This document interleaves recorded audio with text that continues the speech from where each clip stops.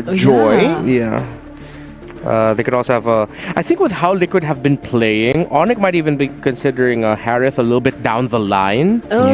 Could be one of the reasons why they also set it up with a Fulvius ban. Because when you're up against a team that's clearly overheating and just diving on you whenever they can, Harith is one of those heroes that could actually shine in those scenarios if they cannot get to the Harith at the right moment.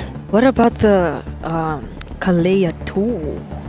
Because it was banned last game. Well, they banned the 1-1. They gotta respect it. Severo played a mean 1-1 in the MPOID Grand Finals. Onic, will it be the first Prio just like they did earlier? Or that's why they banned the Fovia. Setting up for the Arlet. Could be the Fredrin.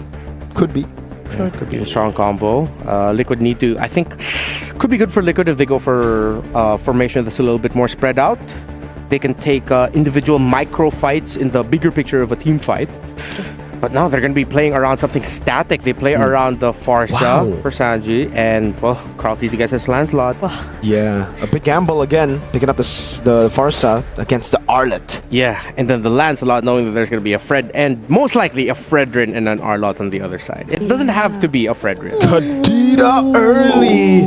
No. And the Fredrin as expected. There you go. Onic are going for the kill. They want to end it in game number 2. They're going for the signature picks here. Yeah. Kadita. Tlph on carries. He's a different beast when he's on carries, and it does seem like they're just putting all their marbles on Tlph, being the main man on the Arlet and previously on the CC. TL, what do they pick here? I think go gold. Did they go gold lane here? But they go gold lane, then they can try to stop Severo's picks later. Yeah, part of me is thinking maybe EXP Prio. Yeah. I mean, CC and Glue are both open, but Glue, yeah, because they're still going to be red 4 anyway, so they can pick their gold laner later. But they still go for the Baksha for JP, unless it surprisingly goes EXP. But not a lot of teams do that anymore. Not anymore. Yeah. I want to say that I like Team Liquid's heroes because of just how signature they are so far, but the Kadita into the Farsa, the Fredrin, into the Lancelot, and the Arlot into all of these. Yeah. Just look too good, because even the Baksha could get punished by the final slash. Exactly. It's a different dynamic. Liquid clearly have a set game plan for Sanji and JP. Yeah. Be aggro, dictate the tempo, stop Kiboy and Sans from getting into the spots that they want to get into. But then you're up against so much crowd control, one of them being a Petrify even, if Sans decides to go for it, or if maybe even Kiboy ends up becoming the Kadita surprisingly. So Liquid still, same, they need to temper their tempo. Still trying to think of what like Onic want to pick in the gold lane. Do they just go for like a safe Granger if it's not banned out? Because they already have a crazy amount of... But no, the Lancelot will just get to him, no? Yeah. But there's so much dive and crowd control that maybe you can just pick either the Granger or anything static, really. As long as Onic talk about them making sure that someone is with Severo, they should be safe from Tlph. Could this be a Claude angle too if they really just want to dive in against the Farsa, right? Yeah, that's a possibility. Although Moskov is also still open. Yeah. Which I think Liquid might want to consider stealing away. Yes. Yeah. Thinking about the Moskov too, honestly, but Onic so far have banned out the Lapu and Uranus. I was hoping to see the Lapu from Tlph in the latter portions of the draft, but now they might want to ensure the matchup since they've been limited this much. So is it gonna be the Moskov or the gold lane pickup here for Oheb, or... I think at this point they build for their draft. They can't be too concerned about like the 9 picks. They need to just build for what they're strong for. What they want to. They want some crazy map presence. They said macro. You pick up the Moskov. Yeah. If you want to focus a little bit more on making sure your team fighting is strong, good, and set, you pick up the glue later on. There you go. Moskov pick for TL. For Onic. So where does the Arlot actually go? They could still just go for like a Harith too, right? We did pose that possibility earlier. The Farsa. That's the tough thing. And then the glue will be there. Could just be another Irithel. If it's just the safest option, then... Hilda. Rome. Against the Farsa and the Lancelot. There you go. You see the players go for the high fives. It is going to be the Claude for Onic. to dive in, breaking this front to back. I'm liking the draft of Onic a little bit more. Even if Liquid decided to go for a glue, not a lot of picks will change how this might turn out. Onic have drafted incredibly well. We called the last 2 picks of Liquid. Got to call the Claude. Ooh. Great. Onic, though, might be able to take this out. Mechanically demanding, but that is their comfort. Liquid, they have to play a much more conservative game. Balance out the aggression they showed earlier, lest they be punished by all the crowd control and damage that Onic has. It's match point for the Indonesian champions. Will they be the first team to make it to the knockout stage after Mythic Seal? Or will Team Liquid force a game number 3? It's a give and take, really. If Liquid tone down the aggression, they lose out in the early game. And I don't think you want to give this composition in particular of Onic the early game. At this point, it comes down to just both teams playing towards their strengths. See who's better. It's mano a mano as we get ready to jump into the Lanadon one more time for the people back at home. Are you part of the Cavalry or are you part of the Sonics? Leave your votes in the live chat below. TL win or Onic win as we dive into the Lanadon with Natan flying over.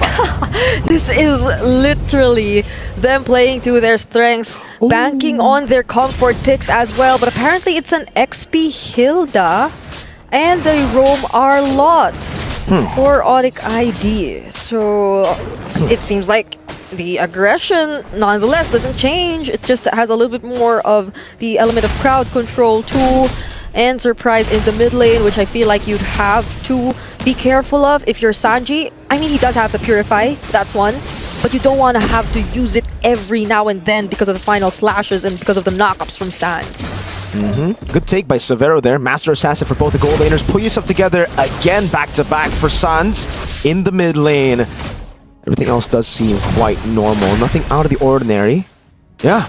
I guess what's interesting to me is the fact that we are getting a Hilda XP instead of the Hilda Roam with the Arlet in Roam. Because with the Fredgen, you usually want more damage on the Arlet. I'm not too big of a fan of this. Carl doing a good job at zoning Severo. Down below, it's also not the best of matchups for Tlph. Yeah. They just also probably want to have easier access to the way it can disrupt or disturb Sanji in terms of positioning and whatever he wants to do, but I must say, in terms of the gold lane and EXP lane matchup, they're still managing things pretty well. Not until Onic ID decide to rotate down bottom. Sanford already pretty low, but Sanji and JP are here to provide some support.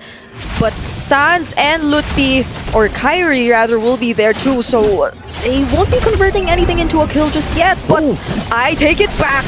Sanford will be the first blood. Great pick. Sans waited there, put up a camp basically, set up a tent, just waited there, got the kill. Now has Bird of the Ocean. It's an invade onto the Lancelot. This should be a free turtle. Yeah, retry use for Carl. Ooh, a lot of pressure coming in from Onic ID, from EXP lane, all the way to Carl TZ and his purple buff. Keyboy just keeps going at it, uses the final flash onto JP. There's the knock from the Breath of the Ocean.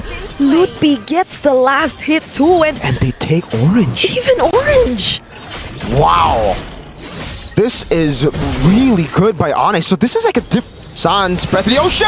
Oh, Sanford might fall once more, but fortunately has the Flicker. Kyrie there too, Energy Eruption, but there's the Purify from Sanji to get out of that.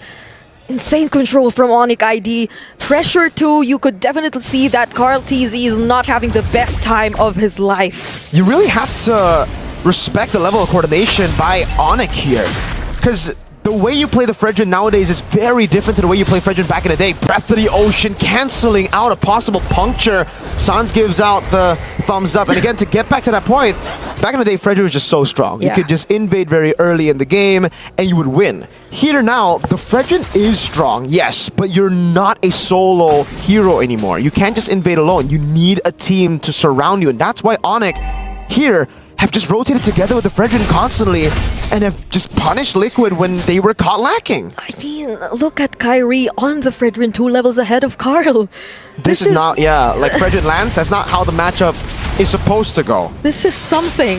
Onic ID have seemed to go into this match with a clear picture and idea of how they're gonna deal with Team Liquid. I mean, that confident pickup on the Kadita in the first phase of the draft, that to me already seemed like something from Onic Indonesia, and now they're showing us how it's done. Not even Sanford gets to go out of his lane first or as much. And even if he does, like, he'll be just there to provide additional support to his teammates, to Tlph, who's clearly being disturbed most of the time whenever he tries to attempt to go Lord. for his jungle, and Kyrie denies him of this. Oh, look at that two-man knock-up with the Breath of the Ocean. Final slash also committed onto Sanji. He couldn't even use the Fenrir strike. Blazing duet from Savero! And the Breath of the Ocean, Onic ID! That's a 4-1. They've lost their utility jungler. Keyboy jumps in, looking for the stun, able to get it. That's the Breath of the Ocean again. Tlph charging in, and Oheb is forced back as Onic go for the turtle. Even without Kai, Team Liquid were baited in to a taunting Onic. Like, dude, Kai basically taunted them by jumping in and securing orange buff. That forced them to go in. TL were like, we're not having that. We're going to kill you. But Onic just turning around saying, sure, you can kill us, but you will be punished. Everyone corralled in, and it was beautiful because oh wait, there's a battle there. Live cam view. All right, Keyboy, Sun's nice too. Wait, Tlph, can he get out of this? He might actually do. BMI out for Savero. So Team Liquid do find some kills to catch up. But yeah, going back, that was still a very commendable decision from Onic ID. I mean, Kyrie just stood there. You would think he would want to reserve that retribution, but maybe not. He's already way up ahead anyway. And him getting or being able to take that away from Tlph, it just slows down Team Liquid a lot more, because even to this point, he's still way behind Kyrie. All members of Team Liquid are actually significantly behind Onic ID, but the good thing for Team Liquid, I feel, is at least they're able to hold onto their objectives, onto their turrets. They're not letting Onic ID get any of these just yet, but that might be what they could work on next, because Onic ID at this point, now that they're ahead, they can feel a lot more confident to just group up together and find something. And again, to go back to the point of the replay, when Onic are fighting in that clumped up spot, you know, like a small choke points, it becomes incredibly hard for Liquid because they're gonna get CC'd constantly by Kai, by Sans. Keyboy gets unlimited dashes, and their AoE is ridiculous with Savero. Again, the Arlo with the final slat, it's just too much AoE. You have to try to fight Onic in a big spot on the map. You don't want to be in those clinch points. Lippy's just split pushing on the Hilda. Hey. There you go, a free turret down below for Onic ID. That kind of reminds me of Kirk. This is kind of like how he does or plays the Hilda. But yeah, I do agree. This is also why Team Liquid has or was forced to have the Purify on Sanji and Oheb. When things get too messy, it's almost a guaranteed way for Onic ID to get the pickoffs, because they can just layer their crowd controls after one another. Sanji already uses the wings by wings, and they can only do so much, get some information. Every now and then, they can't really confidently go in for the contest as of this moment. Nope. I think the one thing we can talk about Liquid is the fact that they have really good clear. Lancelot, Farsa, and Moscow. So they have a plan B here. If Onic ID get a crazy lead, Onic will still have to team fight their way into a victory. Like, there's no way they can just purely siege with this kind of composition. They're gonna jump on Sanford. Oh, look at the chain, CC. We just mentioned it, but there's a split somehow. Sanford gets to walk away, but Onic ID, they seem to fear no one. Even Sanford looks or can be a target for Onic ID at this point. Even if you look at the items that Savero currently has, just needs one more item to complete that Trinity build, and you could already expect the damage, his potential to shred down even the tankiest members of Team Liquid. To think that we already saw the Blazing Duet too once in this game, I believe, and it was already dealing a decent amount of damage, so Team Liquid have to be very careful about this. Sans goes in, bursts down JP, might actually finish off the kill. There's the counter predators like coming in from Sanji. Tlph, he doesn't land the Phantom Execution onto Zavero because he's still at the BMI, and Keyboy still finds him! A mount down as he brings him back under target. Keyboy still getting the kill! But now Tlph, it's Kyrie who tanks the turret to ensure Tlph gets away. Keyboy for Carl and JP. Sanford walks up, Breath of the Ocean landing now with a knockup too. Plays into away from Severo. OHEB won't be able to make it out alive. San duo, they have to walk away. And as you've seen it, that Arlott, that was... I don't know if it was just a Rome Arlott anymore. It literally had decent amount of damage too. It was the one able to get that last hit onto Carl TZ. He dived in, took that risk, forced the fight even under the turret for Team Liquid, but yet again, JP! He could barely move, he can't do anything with all these final slashes and Breaths of the Ocean! Kyrie wants to go for more. For the airstrike coming down as Keyboy goes for the side, able to go for the stun now. Constantly putting it down. Another vengeance on Carl. He jumps in! Almost! Maybe get in the camp! Oh! Saves the game for Liquid. That's a breath of fresh air. Okay, I apologize. That was a surprise. Steal.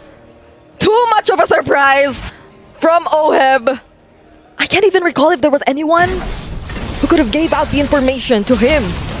But it was such a well-timed spear of destruction, allowing Team Liquid to still stay in the game, although they somehow still are, no matter what you say, but it clearly has been under control for Onic ID. Now they will attempt to take this in this mid lane turret, but there are too much members from Onic ID trying to keep it together. And all the while this was happening, Mirko, I did not notice how well managed the bottom lane was for Team Liquid.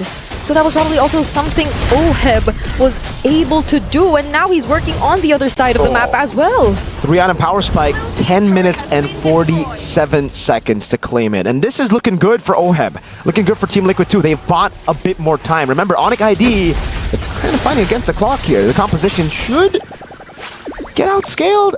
Should. I'm not sure. We'll see, because it should, right? The Farsa should have a better late game than the Kadita. Everyone, except for maybe the Claude, right? So it's a battle of prolonging the game, and OHEB literally got them a get-out-of-jail-free card with that steal. Yeah, and Team Liquid at this point have also probably realized that they should be picking where the fights take place, because in those very narrow spots, it's clearly Onic ID who gets the advantage, and I think we talked about this earlier too. So now that they have a bit more room to move around the map to decide on where they will be choosing to engage Onic ID, then they can potentially be the ones to position themselves first and not get taken by surprise as much by Sans. Still is a major threat to Team Liquid. We can't deny the fact that he is, but I think that's another thing too. Like, they have to be careful on who they're letting or who they're assigning to check the brushes, the members of Onic ID, because even JP can get bursted down, and we've seen it happen a lot of times in this game. So that's something Team Liquid definitely has to consider in the upcoming seconds or minutes of this game. But so far it seems like all they want is just to manage the map and the macro before the next fight breaks out. Yeah, because they know OHEB. OHEB spotted in the bush. Spear of Misery baited out, and OHEB sent back to the base. So yeah, they know that OHEB is the guy that can make things happen right now.